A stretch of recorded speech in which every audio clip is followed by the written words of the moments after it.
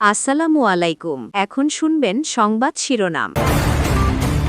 প্রার্থিতা ফিরে পাওয়ার আপিল শেষ, কাল থেকে নিষ্পত্তি। সীমানা জটিলতায় পাবনার 2টি আসন নিয়ে আদালতের আদেশ বিষয়ে সিদ্ধান্ত নেবে ইসি। স্বেচ্ছাসেবক দলনেতা মুসাব্বির হত্যাকারীরা গ্রেফতার না হওয়ায় বিক্ষোভ। একের পর এক বিএনপি নেতাকর্মী খুনে মির্জা ফখরুলের উদ্বেগ। পশ্চিমবঙ্গ পুলিশ অস্বীকার করলেও কলকাতাতে আছে হাদি হত্যার পরিকল্পনাকারী বাপ্পি। আওয়ামী লীগের কয়েকজন নেতার সাথে আত্মগোপনে এই যুবলীগ নেতা। ধর্মঘট প্রত্যাহারের পরও সংকট কাটেনি সিলিন্ডার গ্যাসের। ডিস্ট্রিবিউটরদের কারসাজিতে দাম প্রায় দ্বিগুণ, লাইনের গ্যাসও নেই অনেক জায়গায়। তামিমকে নিয়ে কটূক্তি করায় বিসিবি পরিচালক নাজমুলকে ক্ষমা চাইতে বলল ক্রিকেটারদের সংগঠন কোয়াব। আইপিএল ইস্যুতে মুস্তাফিজকে সহায়তা করতে চায় তারা। সরকার বিরোধী বিক্ষোভ ছড়াচ্ছে ইরান জুড়ে। 12 দিনে 45 জনের প্রাণহানি। নমরুদের মতো পতন হবে ট্রাম্পের, হুমকি খামেনির। আসসালামু আলাইকুম। এতক্ষণ শুনছিলেন সংবাদ শিরোনাম, এখন শুনবেন বিস্তারিত। ত্রয়োদশ জাতীয় সংসদ নির্বাচনে রিটার্নিং অফিসার কর্তৃক প্রার্থিতা বাতিলের আদেশের বিরুদ্ধে আপিলের সময় শেষ হয়েছে আজ। বিকাল 5টা পর্যন্ত ছিল এই আপিলের সময়। শেষ দিন সকাল থেকেই দেশের বিভিন্ন প্রান্ত থেকে আপিলের জন্য ইসিতে উপস্থিত হন আবেদনকারীরা। একসাথে 10টি বুথে কাজ চলে। শেষ হয় বিকেল 5টায়। এখন পর্যন্ত নির্বাচন কমিশনে 530টি আবেদন জমা পড়েছে। বেশিরভাগ ক্ষেত্রে এই স্বতন্ত্র প্রার্থীরা আপিল করেছেন, কারণ 1% সমর্থন পূরণ করতে পারেননি। তাছাড়া স্বাক্ষরেও মিলেছে গরমিল। তাছাড়া ঋণ খেলাপিদের প্রার্থিতাও বাতিল করা হয়েছে। অসম্পূর্ণ মনোনয়নপত্রের কারণেও বাতিল হয়েছে প্রার্থিতা। সেসব ঠিকঠাক করার জন্য আবেদনকারীদের সুযোগ দেওয়া হয়েছিল। শনিবার থেকে 18 জানুয়ারি পর্যন্ত চলবে আপিল নিষ্পত্তি। প্রার্থিতা প্রত্যাহারের শেষ দিন ধার্য করা হয়েছে 20 জানুয়ারি। প্রতীক বরাদ্দ করা হবে 21 জানুয়ারি। নির্বাচনী প্রচারণা শুরু হবে 22 জানুয়ারি। এদিকে পাবনা 1 ও 2 আসনে নির্বাচন স্থগিত চেয়ে করা আবেদনের প্রেক্ষিতে আপিল বিভাগ যে আদেশ দিয়েছেন সে বিষয়ে সিদ্ধান্ত নেবে ইসি। আজকে আমি আপিল করেছি ইসিতে। আমি চাইবো যে আমার কাগজপত্রগুলো যদি যৌক্তিক হয়ে থাকে তাহলে যেন আমাকে আমার মনোনয়নপত্রটি ফিরিয়ে দেওয়া হয়। 1%-এর 134 ভোট কম হওয়ার কারণে আমাদের অসাবধানতাবশত সেটা আমরা আবার দিলাম। আশা করি ইনশাল্লাহ আমরা রায় প্রত্যাশী এবং রায় পেয়ে যাব। কংগ্রেসের পর আমরা প্রেসিডেন্ট সেক্রেটারির ছবি সহ তাদের স্বাক্ষর নির্বাচন কমিশনারে জমা দেই, কিন্তু নির্বাচন কমিশনার সার্ভারে না দেওয়ার কারণে এই আমাদের প্রার্থিতা অবৈধ ঘোষণা করছে। স্বেচ্ছাসেবক দলের নেতা মুসাব্বিরকে গুলি ছুঁড়ে হত্যার 2 দিন পেরিয়ে গেলেও গ্রেফতার হয়নি কেউ। নাম পরিচয় মেলেনি শনাক্ত হওয়া 2 শুটারের। তবে পুলিশ বলছে নতুন সিসিটিভি ফুটেজ হাতে এসেছে, যেখানে খুনিদের চেহারা আরও স্পষ্ট। পুলিশ, র্যাব সহ গোয়েন্দাদের একাধিক টিম কাজ করছে। এদিকে মুসাব্বির হত্যায় এখনও কোনো আসামি গ্রেফতার না হওয়ায় রাজধানীতে বিক্ষোভ মিছিল করেছে স্বেচ্ছাসেবক দলের নেতাকর্মীরা। 7 জানুয়ারি রাত 8:12। সিসি ক্যামেরার এই ফুটেজে দেখা যায় তেস্তুরি বাজার এলাকার আহসানুল্লাহ গলিতে ছদ্মবেশে ওত পেতেছিল সন্ত্রাসীরা। সুযোগ পেয়েই গুলি ছুড়ে স্বেচ্ছাসেবক দলের নেতা মোসাব্বিরকে। এরপর 2 আততায়ী এভাবেই গলি ধরে পালিয়ে যায় কারওয়ান বাজারের দিকে। ঘটনার 2 দিন পেরিয়ে গেলেও কারা কেন হত্যা করল মোসাব্বিরকে মেলেনি সেই প্রশ্নের উত্তর। এখন পর্যন্ত সিসি ক্যামেরার ফুটেজে 2 জন আততায়ীকে শনাক্ত করা গেলেও নাম পরিচয় মেলেনি। নতুন সিসি ফুটেজ দেখে চলছে চুলচেরা বিশ্লেষণ। গতকালকে আরো বেশ কিছু ফুটেজ পেয়েছি, যেগুলোতে মোটামুটি ভালোভাবে বোঝা যায় যে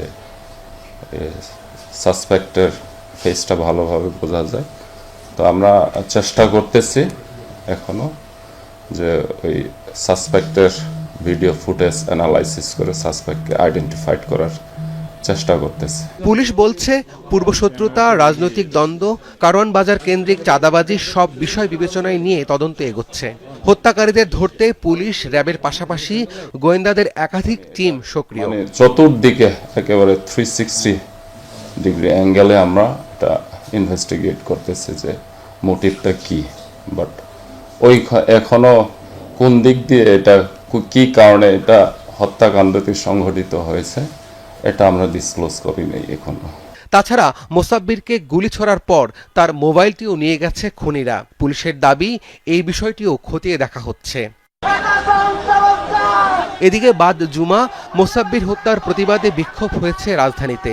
বসুন্ধরা সিটির পেছন থেকে শুরু হওয়া বিক্ষোভ মিছিলটি ফার্মগেট হয়ে তেজগাঁও থানার সামনে যায়। সেখানে থানা ঘেরাও করেন স্বেচ্ছাসেবক দলের নেতাকর্মীরা। দ্রুত খুনিরা গ্রেফতার না হলে আরো কঠোর আন্দোলনের হুঁশিয়ারিও দেন তারা। বিভিন্ন রাজনৈতিক ব্যক্তিবর্গ মুসাব্বির ভাই বিষয়ে তাচ্ছিল্য কথা বলেছে। এভাবে খুন হচ্ছে কেন দিনের পর দিন? হাদি গেছে, কয় হাদিকে তারা মারবে? আমরা বিচার চাই, বিচার চাই। পরে পুলিশের আশ্বাসে থানার সামনে অবস্থান কর্মসূচি তুলে নেন বিক্ষোভরতরা। আমাদেরকে একটু সময় দেন, আমি আপনাদের কাছে বিনীত অনুরোধ করছি। আশা করি খুনিকে আমরা শীঘ্রই আইনের আওতায় আনতে পারবো। জয়পুরহাটের পাঁচবিবিতে যুবদল কর্মী ইয়ানুল হত্যার ঘটনায় এখনো মামলা হয়নি, আটকও হয়নি কেউ। বৃহস্পতিবার রাত 11টা নাগাদ সালাইপুর ঢাকার পাড়া এলাকায় ইয়ানুল হোসেনকে কুপিয়ে হত্যা করা হয়। পুলিশ জানায়, বন্ধু আলামিনকে নিয়ে বাড়ির দিকে ফিরছিলেন তিনি। ঢাকার পাড়া এলাকায় পৌঁছালে তাদের পথ রোধ করে কয়েকজন। পরে একটি আলুর খেতে নিয়ে ইয়ানুল ও আলামিনকে ধারালো অস্ত্র দিয়ে এলোপাতাড়ি কুপিয়ে তারা পালিয়ে যায়। ঘটনাস্থলে মৃত্যু হয় ইয়ানুলের, আহত হন আলামিন। খবর পেয়ে ঘটনাস্থল থেকে মরদেহ উদ্ধার করে মর্গে পাঠায় পুলিশ। স্বজনরা জানায়, গত 14 ডিসেম্বর ওয়াজ মাহফিলের টাকা জমা রাখাকে কেন্দ্র করে যুবদল কর্মী ইয়ানুলের সাথে দামপাড়া গ্রামের স্বেচ্ছাসেবক লীগের সদস্য ময়নুল ইসলাম ও তার লোকজনের মারামারি হয়। এ নিয়ে থানায় মামলাও হয়। সেই ঘটনার জের ধরেই এই হত্যাকাণ্ড অভিযোগ স্বজনদের।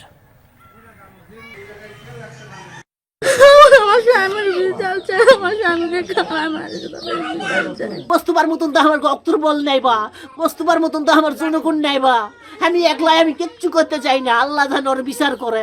সূক্ষ্ম বিচারটাই জানা প্রশাসন বা বিচারক জানা করে দেয়, বা এটাই আমার কাছে আমার একটা দাবি। দেশবাসী নির্বাচনের জন্য অধীর আগ্রহে অপেক্ষা করছে, কিন্তু আইন শৃঙ্খলা পরিস্থিতি নিয়ন্ত্রণে সরকার কার্যকর পদক্ষেপ নিচ্ছে না বলে মন্তব্য করেছেন বিএনপির মহাসচিব মির্জা ফখরুল ইসলাম আলমগীর। আর দলের স্থায়ী কমিটির সদস্য নজরুল ইসলাম খান বলেছেন, আইন শৃঙ্খলার উন্নয়নে সরকারের আরও কৌশলী ও সক্রিয় হওয়া উচিত। বিএনপি দ্রুত নির্বাচনী ইশতেহার ঘোষণা করবে বলেও জানান তিনি। ঠাকুরগাঁওয়ে নিজ নির্বাচনী এলাকায় সাংবাদিকদের মুখোমুখি হন বিএনপি মহাসচিব মির্জা ফখরুল ইসলাম আলমগীর। আমি সেক্রেটারি জেনারেল বিএনপি, আমার কাছে কোনো ওয়েস্ট নেই বলে। সেখানে তিনি বলেন, বিএনপি নেতাকর্মী সহ যে হারে রাজনৈতিক নেতাদের হত্যা করা হচ্ছে তা আশঙ্কাজনক। আইন শৃঙ্খলা রক্ষায় সরকারের ভূমিকা নিয়ে অসন্তুষ্টি প্রকাশ করেন মির্জা ফখরুল। যে হারে রাজনৈতিক নেতৃবৃন্দকে খুন করা হচ্ছে, বিশেষ করে আমাদের দলের অনেক কয়েকজন নেতাকে হত্যা করা হয়েছে, খুন করা হয়েছে, আমরা এটা তীব্র নিন্দা জানিয়েছি, ক্ষোভ জানিয়েছি। কিন্তু সরকারের তরফ থেকে সেই ধরনের যে একটা ইফেক্টিভ ব্যবস্থা সেটা কিন্তু গ্রহণ করা হয়। এই ঘটনাগুলো যেন পুনরাবৃত্তি না ঘটে ইলেকশনের সময়, সেই ব্যাপারে তারা আরো সক্রিয় ভূমিকা পালন করবেন। যকসু নির্বাচনের ফলাফল প্রসঙ্গে বিএনপি মহাসচিব বলেন, বিশ্ববিদ্যালয়ের ছাত্র সংসদ নির্বাচন জাতীয় নির্বাচনে প্রভাব ফেলবে না। একই দিনে গণভোট এবং আপনার জাতীয় সংসদ নির্বাচন চেয়েছিলাম, সেভাবেই হয়েছে।